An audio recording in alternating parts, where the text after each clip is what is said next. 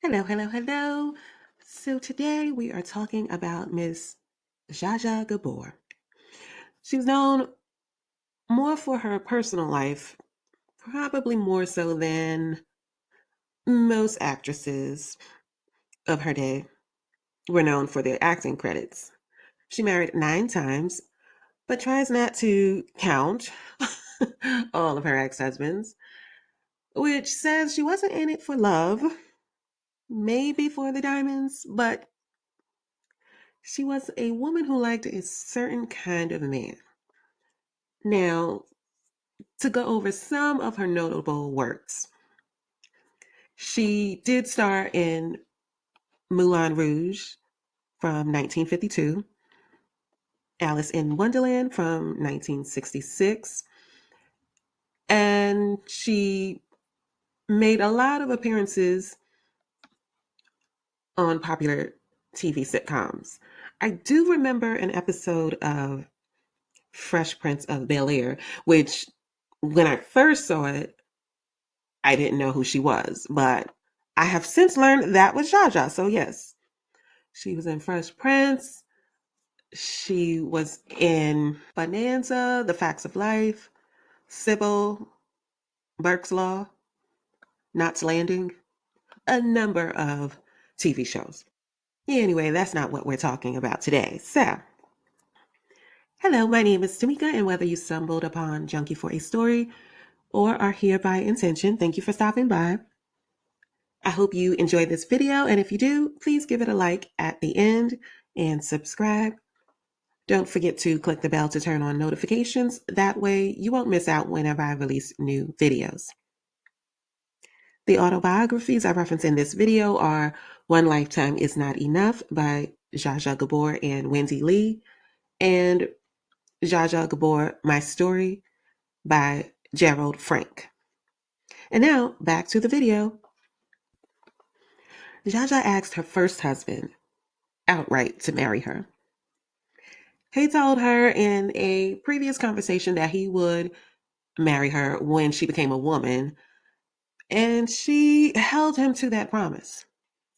Baran Belge was an award-winning author and former Turkish ambassador to Budapest.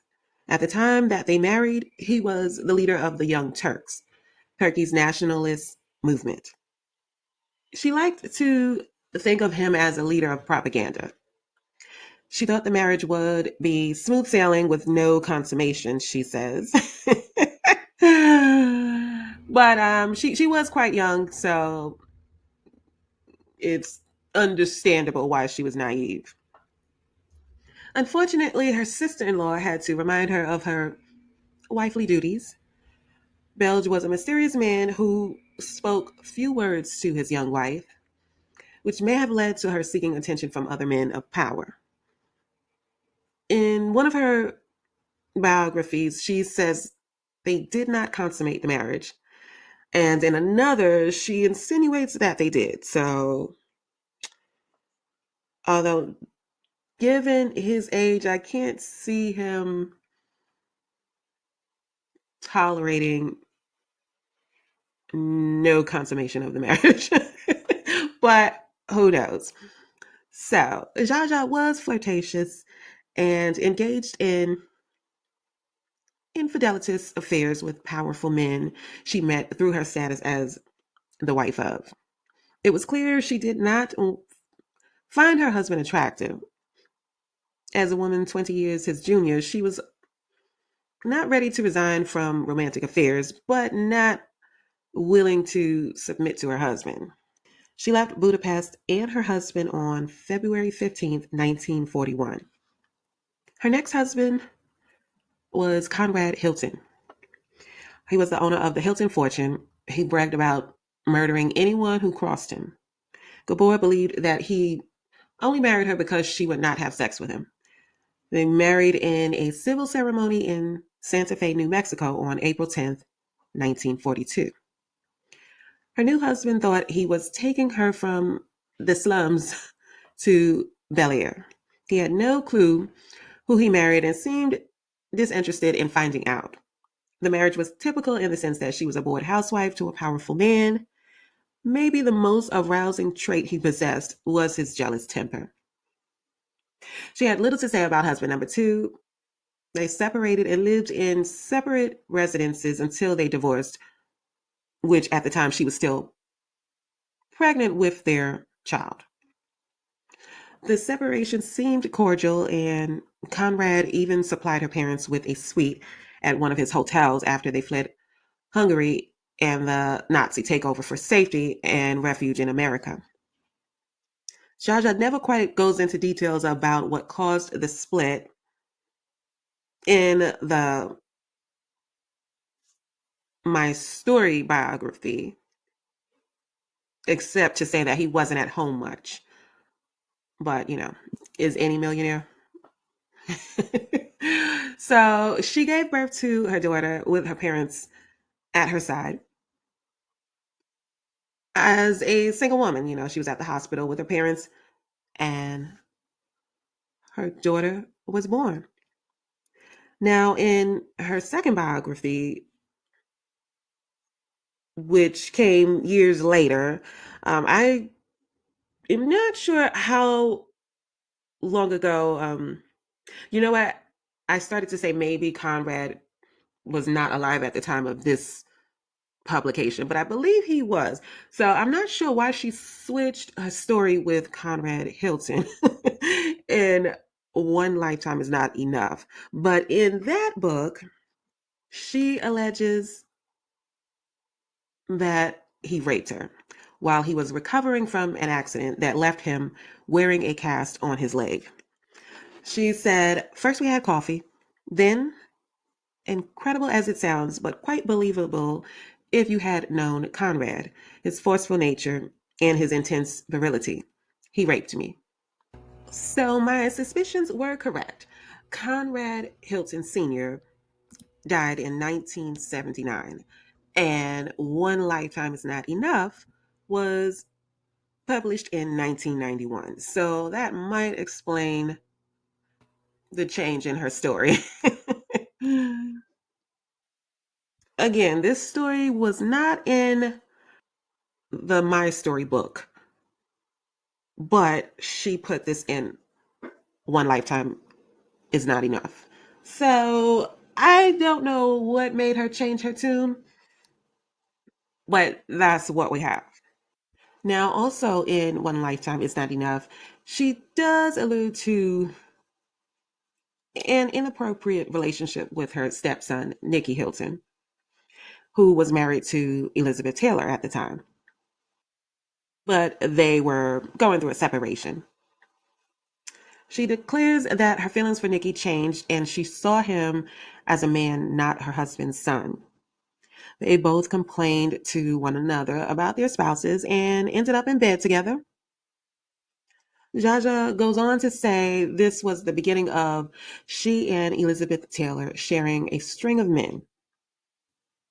Now, Zsa Zsa always makes a point to profess that she never married for money and that she was minusculely cared for by her husbands during and after the marriages. She said, my divorce settlement from Conrad, by the way, was not gargantuan. A cash settlement of 35,000 and a monthly income of 2,500 until if and when I married.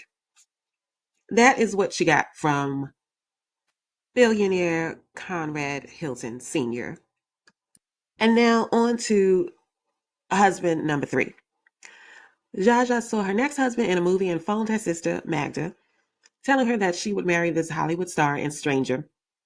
Her sister laughed even as she was hanging up the phone. Zsa Zsa was 7 months pregnant when she went with her mother to a neighborhood movie.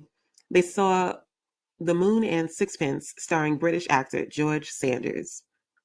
She later met him in person at a cocktail party. They met at an opportune time. He was in between pictures and wives, and she was unsure of a Hollywood career and had no special suitors. He once said, this is George Sanders, my moral sense scarcely exists. Even so, Gabor was in love, and when he left New York and went to Hollywood a month later, she followed. She was so in love that she was at his beck and call, whether he begged or called for her. He rented the home of actor Gene Turney while Gabor stayed at the Bel Air Hotel. Playing house in two homes was going well until George entertained a friend of hers, then tried to deny it when he got caught. Zsa Zsa returned to New York, claiming that was something she wouldn't tolerate. She tried to bury her feelings for George with social events and social dates with notable suitors. Not long after Zsa Zsa Gabor had been robbed at gunpoint in her home, George Sanders phoned her. He asked her to meet him in Bermuda. Though she put up a front on the phone, she did what he expected and flew to Bermuda to be with him. George was a bit of a ladies' man, but seemed to have an affinity for Miss Zsa Zsa. The couple were each waiting for their American citizenships and tried to be on their best behavior so there were no issues. George told Zsa Zsa that they could not live together while they were seriously dating because that was immoral in those days. After a day apart, according to Zsa Zsa, George said, "Come on, let's get married," and they married the next day, which happens to be April Fool's Day in Las Vegas, 1949. George, known to be a frugal man, chartered a plane and flew their unexpected wedding guests to Sin City, which included his brother, actor Tom Conway from The Carol Burnett Show. I'm sorry, Tim Conway. Gabor's marriage to actor George Sanders was mostly somber lows and extreme highs, as she tells it. He admitted to her that he was seeing a psychoanalyst and, by his own account, hard to live with. He perceived his wife to be ornamental and not human, and having her own brain, thoughts, ideas, and faculties in order. When she grew bored of being the wife of George Sanders, with his allowance, she would be taken out on the town by her brother in law, Tim Conway, or one of Sanders' showbiz friends.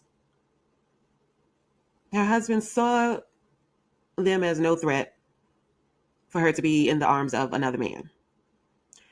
Now, I don't know. I found it quite odd, his behavior. It just was a bit immature the way he would lend his wife out to other men. Not only immature, but also a little bit arrogant to assume that she would always come back to him. Either way, their demise was inevitable. The boy did imply that Sanders wanted to marry a wealthy woman to live off of her finances, and he encouraged her to sell her brownstone in New York to buy a mansion in Bel Air. However, she did not put up a fight when it came to how she spent her fortune, however small it was. She also lost most of her income from her divorce settlement from Conrad Hilton once she married Sanders.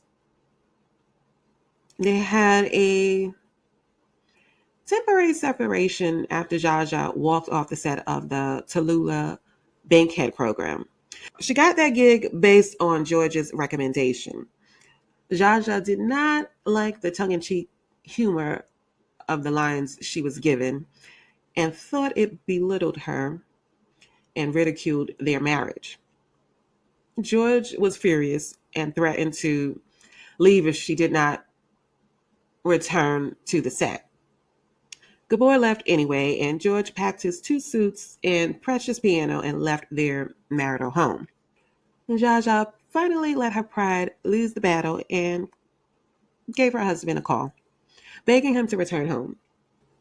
He most likely was missing her as well and acquiesced. George was a different kind of husband.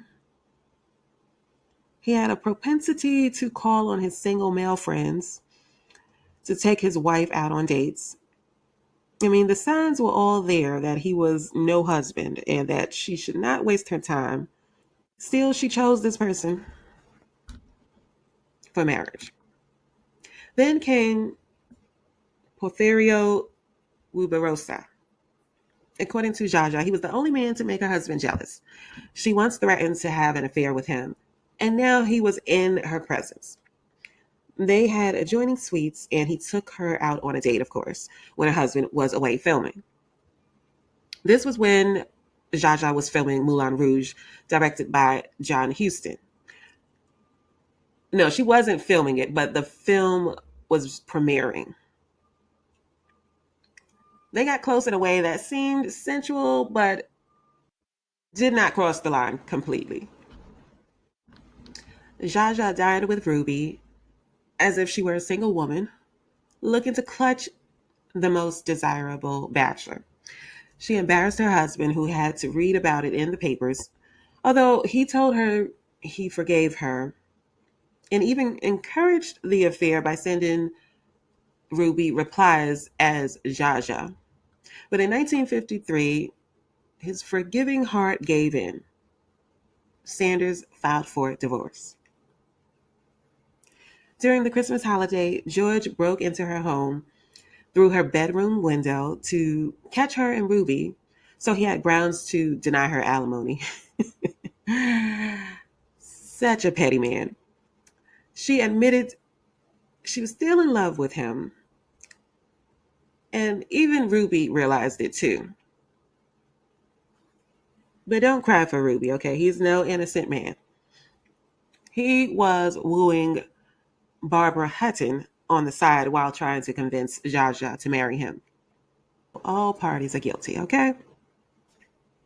Which, now that I think about it, sounds unlikely that he would give up Miss Hutton's fortune to marry Gabor, because she was much more affluent. After a physical quarrel in her suite, with Ruby striking Zsa Zsa on her face, it was clear that she would not be marrying him. Her press agent convinced her to wear an eye patch during a press conference to talk about the bitter fight and breakup. It was all the rage, and jeweled eye patches became the common accessory. Barbara Hutton, not willing to give up her man, married Ruby anyway, in spite of all the coverage of his affair with Zsa Zsa. And with her wealth, made Zsa Zsa look like a scorned woman in the press. Ruby could not stay away from Zsa Zsa, even as a married man on his honeymoon, and flew to Phoenix, Arizona, where she was. Of course, the press got wind of it and were in her face trying to confirm whether Ruby left his wife to see her. The lovebirds managed to not be seen together by the press, but the speculation was too strong for anyone to believe where there's smoke, there is no fire. Although Ruby escaped onto his plane, which his wife bought him as a wedding gift, to return back to his wife, no one believed him when he claimed that he flew to his ranch in the Dominican Republic and was not in Arizona with the Hollywood star. I'm quoting here. A week later, he and Barbara separated. They had been married 72 days. The couple announced their engagement. This is Zsa Zsa and Ruby in the spring of Paris. Zsa Zsa was probably feeling like the most coveted woman in the world because she managed to lose one husband and break up another marriage, all to get the man she loved.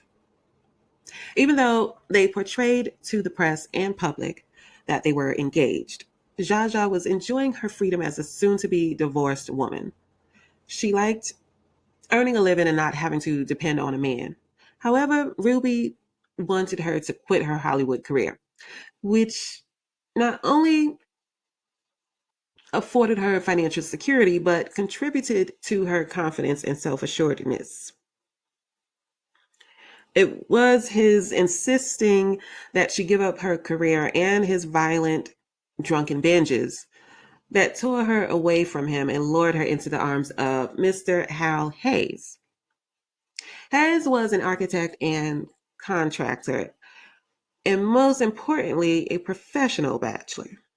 But honestly, he was the perfect distraction to whisk her away from another man who was not ready for matrimony.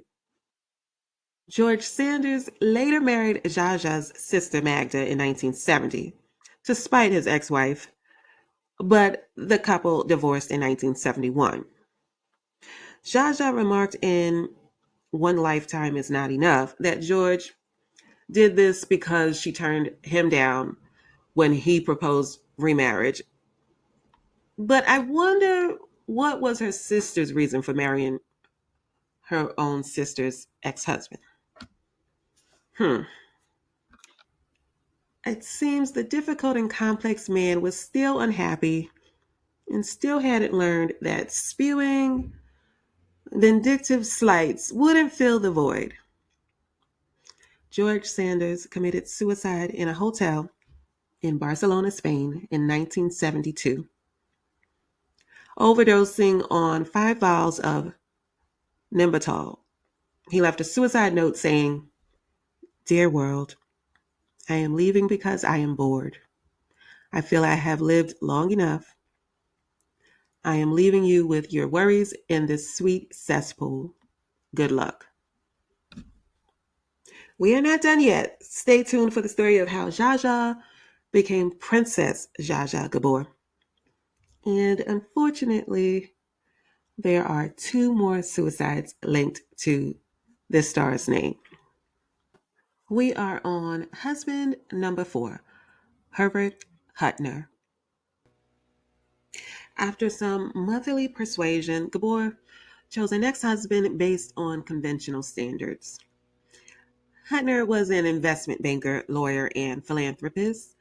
They married on November 5th, 1962. Gabor said of her fourth husband, with his kindness and generosity, he almost annihilated my drive. I have always been the kind of woman who could never be satisfied by money. That's a quote from One Lifetime is Not Enough. However, when you read this autobiography, it has a ring of desperation to it that makes you think the contrary. The marriage was short lived and they had no children together, making their divorce in 1966 less complicated. According to Gabor, her fourth husband got along well with her third husband, and this seemed to be Hollywood norm, or at least in Zsa Zsa's circle. The problem was that she found him to be too much of a fan and not a man she wanted to be married to. He would offer her an enormous amount of money to the tune of $100,000 to turn down film offers. She didn't want to hurt Herbert, but it sounded like the marriage was dreadful for her, dreadfully boring, that is. She was only happiest when she was on the set of a film. But she knew that her reasoning for divorce was not suitable for the courts. Mental kindness was unheard of. Zsa Zsa Gabor, ever the obedient wife, began shopping for her husband's next wife, behind his back, of course. They got a quickie divorce in Juarez, Mexico, maybe to deter the pesky press from finding out, who knows. But she was granted a divorce on October 18th, 1967. And of course, she did not ask for alimony. She pretentiously mentions, although she probably would have been denied alimony since she was unfaithful. And she also initiated the divorce. Hutner later married actress Julie Redding on her birthday in 1969. They remained married until his death in 2008, just weeks shy of his 100th birthday. Then there is Joshua S. Cosden, husband number 5. Gabor met her next husband while she was still married to Hutner. which is a theme of hers. Her husband declined to escort her to an event, that's Hutner, and so she planned to go without him. When Joshua S. Cosden showed up at her home, a friend of hers said, "Miss Gabor, I'm afraid we've found your next husband." Oh, goodness. He looked like a young Jimmy Stewart. The couple married on March 9th, 1966, in Santa Monica, California. They courted for 1 year before tying the knot. She described him as a Texan prince who came from a wealthy family that lost their fortune. She didn't learn much about his finances in the beginning, but as she always loves to point out, that didn't concern her. She gave him her phone number and he called her daily when she returned to Hollywood. She claimed he confessed he wanted to marry her and was madly in love with her. She consulted her family, her mother, ex husband Conrad Hilton, her daughter, Francesca, and all of them discouraged her from divorcing Herbert. He was a great stepfather to Francesca, and he loved his wife dearly. But, Zsa Zsa simply was bored. She broke the news to Herbert on a plane. She told him she wanted a divorce so she could marry Cosden. He was devastated and left in tears. Joshua had cancer when they began dating. She was by his side during his serious health issues. And as soon as her divorce was official, she married Cosden in a ceremony at her home in Bel Air. The marriage was another of her quickie marriages, lasting only 6 months. Call it a clash with class. She talked of many times that they were out together with prominent friends, and to his disdain, he would bite his tongue in the moment, but would be vocal when they were alone about proper etiquette. He was a bit of a stickler. She summed up their demise by saying he was prejudiced and too devoted to high society. Although I found it peculiar that in the times she lived in, he was the only one who was prejudiced. I mean, hmm. I found that a bit peculiar that she called him prejudiced, but, you know, George Sanders and the Hiltons, they weren't prejudiced. It's a bit incredulous. I don't know, but that's what she said of her fifth husband. Nonetheless, she returned to Juarez, Mexico, to get yet another quickie divorce. Cosden later married the heiress to a mason jar fortune. And now we arrive at Mr. Jack Ryan. He is a Yale graduate, was an American designer known for creating the image of Barbie doll, Hot Wheels, and Chatty Cathy. Ryan, like Gabor, had a propensity to marry then divorce. They happened to be neighbors in Bel Air when she met her sixth husband. He had an 18-bedroom mansion where he threw lavish, almost outlandish parties. He was a unique individual who, after meeting her, sent a crew of men to her home telling her that her home needed another floor, which would cost $1 million, of course. He proposed to her in Jack Ryan fashion, conspicuously and impetuously. It was at yet another party in front of 100 guests. She said, I'm quoting, "Despite Jack's wicked sense of humor, the problems still remained. He never gave up his house, nor his ex wife and two mistresses, who all lived there with him. He did live with me some of the time, but whenever we had the slightest problem, Jack was prone to announce, okay, I'll go down the road to my mistresses. Okay, we're going to leave it there. So that's what she said, and one lifetime is not enough. Clearly, the marriage was destined for divorce court. In typical Zsa Zsa fashion, she remained friends with her ex husband after 7 months of marriage. She even counted his next wife as a friend of hers.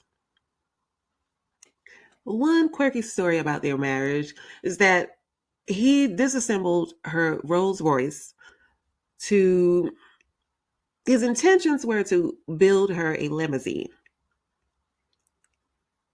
And as the marriage itself was starting to disassemble, he refused to put the vehicle back together. Jack Ryan died by suicide in 1991. I don't know if you can keep up, but we're now on husband number 7. It was after her marriage that she admitted she was not the kind of woman who could live alone. After her marriage to Jack Ryan, she discovered this about herself. How introspective. She said she had a new taste for matrimony. Michael O'Hara was the divorce attorney who represented Gabor in her divorce from Jack Ryan. Their initial meeting was over the phone, then Gabor had to appear in person to sign the divorce papers. And that is when she fell head over heels in love with O'Hara. She asked him out to dinner, and the rest is history. In 1976, a few days after her divorce from Ryan was finalized, the pair married in Las Vegas at the same chapel she married Jack Ryan at. Even the chapel owner gave her a curious look. Aren't you familiar? She implied she had a bad feeling about this marriage, saying, I should have listened to the words of my friend Merle Oberon, who cautioned, be careful. I wouldn't marry a lawyer because it can only cost you. Zsa Zsa doesn't say much about what went wrong in the marriage, except that he was a moody man, and moody men are difficult to handle. But we know by now that Zsa Zsa loves a challenge involving a man. They were married for 5 years, which almost sounds like a success for her. She also notes that he is the only one of her ex husbands that she didn't speak a word to after they divorced, and they did not remain friends. Zsa Zsa met her eighth husband, Felipe de Alba, while visiting her sister on her sister's yacht. She summed up their marriage in a few paragraphs, which is generous. They were married at sea on April 13th, 1983. The next day, the marriage was annulled when it was discovered that Zsa Zsa was still married to her seventh husband, the divorce lawyer. Hmm. I don't know what's going on with Zsa Zsa, but she is just itching to be married. I mean, she can't even keep up with the divorce before the next marriage. I mean, dates just, they are forgotten to her. She claimed the marriage was not consummated and they barely even shared a kiss. The couple never remarried after her divorce from Michael O'Hara was sorted out and finalized. And then there is the man who would become her ninth and final husband. Now, I wish I could say she got it right with this one, but stories in the news imply this was a marriage of convenience and not about love or anything respectable. So her ninth husband is Frederick Prince von Anhalt, I think. Frederick was born in Germany. I'm not sure what his profession was, but he was a close friend to Crown Prince Karl Franz von Anhalt. When Prince Karl died in a car accident, his mother asked Frederick if she could adopt him so she could have an heir to the throne. He agreed. Frederick's mother was fine with the adoption as well. Maybe she received a financial reward. I don't know. Either way, mom was fine with it. On the other hand, his father never forgave him for abandoning the family name. There is contention and confusion surrounding the royal title. Obviously, her family did not approve of Prince Carl's elderly mother handing the throne over to an outsider. It's also alleged that she was going bankrupt, putting the validity of the transaction in question, since Frederick did indeed pay for his title, however valid it is. Also, Germany abolished their monarchy from my research back in 1918, from what I can tell of a quick Google search. But I guess with the descendants still knowing their family history, they still hold themselves to their royal ties and titles. If you know the details of this part of history, feel free to educate this American in the comments because I am quite confused by it all.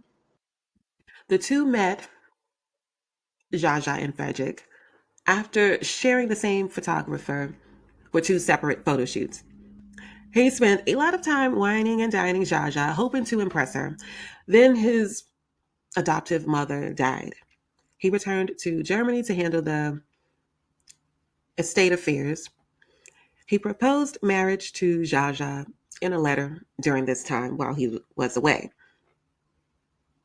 He was gone for 6 months, and when he returned, he admitted to an affair with a 17-year-old girl. Zsa Zsa said she understood it because they had not been sexual yet, and she probably wasn't faithful herself.